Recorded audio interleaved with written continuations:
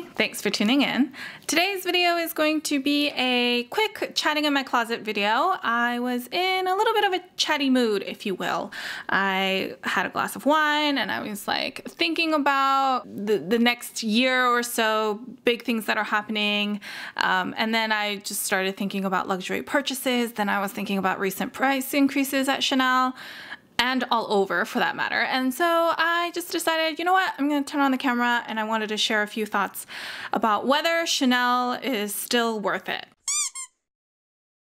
So please grab your drink. It doesn't have to be an alcoholic beverage, but feel free to grab a drink, join the conversation. Let me know your thoughts in the comments down below and we can continue this topic in the comment section. If you're tuning in for the first time, hi, I'm Katie. I like to do these luxury fashion videos here on YouTube. I share hauls and reviews, but at the end of the day, I share my journey so we can all mindfully curate our own collections. If you like what you're seeing, please subscribe to my channel, like this video, and leave a comment down below with your thoughts on this topic. All of your support really means a lot to me. I feel like just thinking about the Chanel price increases gets me so mad that I need to take a sip of wine to calm my nerves. So, okay, now we can get started. I'm also in a different corner of my apartment. I just wanted to share a different corner. I just wanted to sit down at my desk. Like I said, this is a pretty impromptu video where I was just thinking about things, thinking about life. And I was also thinking about maybe changing up the chatting in my closet corner to be at my desk with a kind of full front-facing mic. That's what you see down here. Just to switch up the setup and see if this works better. So let me know your thoughts in the comments down below as well. Chanel price increases. Absolutely infuriating, right? And like personally for me, as someone who has started like collecting Chanel pieces for like 10 plus years now, it's upsetting for sure. I feel like I've seen like a whole bunch of videos about like, I'm, not buying Chanel anymore. Is Chanel really worth it? The price increases are ridiculous. And they all are. And there's so many other great folks who share their thoughts around that as well. So I recommend you guys check those out too. But I think the piece that my brain latches onto right now is that it's relatively easy for me to say at this point in my kind of luxury collection journey to be like, oh my gosh, Chanel prices are absolutely ridiculous. I'm not going to buy any more Chanel. And I say that because I'm someone who fortunately has a pretty sizable Chanel collection, at least sizable for me. It's not Kylie Jenner's closet by any means, but at least like I'm very happy with the Chanel pieces that I have. I have a number of Chanel pieces that I have collected over the years. Like I feel like it's easy for me to say as someone who has like, I'm making this number up, but let's just say I have like 10 Chanel bags already, right? So then it's easier for me to be like, oh my gosh, ridiculous, don't buy, don't need to buy, right?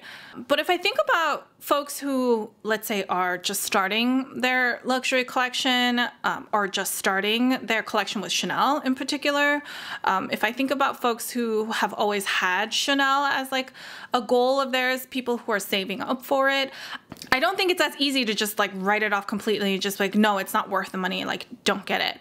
Because at any point in time, whether something is worth it and whether anything is worth either the money, the time, the effort, whatever resource it takes to have is all relative. It's all relative to what value you feel like you're getting out of it. For example, in 2019, I bought my small classic flap, right?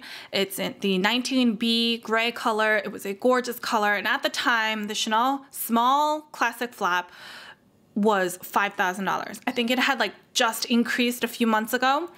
So it hit like the $5,000 USD range.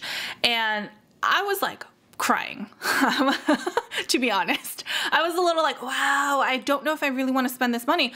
But at that time, I didn't have a small classic flap and I wanted it in that gray color. So despite the fact that $5,000 at that time for me felt like it was a lot, even though I know that this same classic flap in like the 80s was going to be like $1,700. I don't know if that's accurate, but just for comparison purposes, like I know it was a lot less expensive years ago, but you know what? I want it, so I'm going to spend the $5,000 to get it.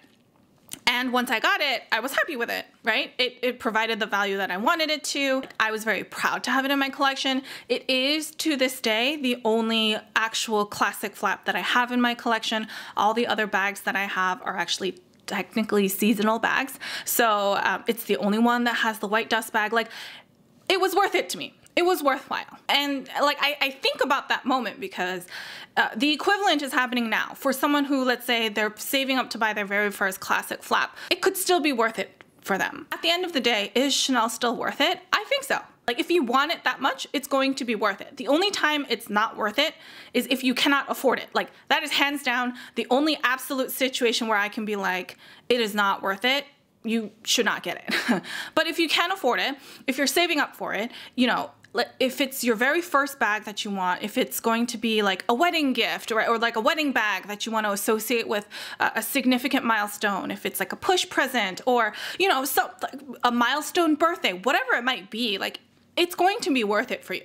'Cause at the end of the day, it's not just purely about how much money you spent on it, how many resources went into it, but it's also about the value that comes back to you. In light of the price increases for the last like few years now, yes, it is fact that the same item costs a lot more now than it did before. But I don't think that simple fact makes it easy to just say it's not worth it and to write it off entirely. I do think it is going to price some people out.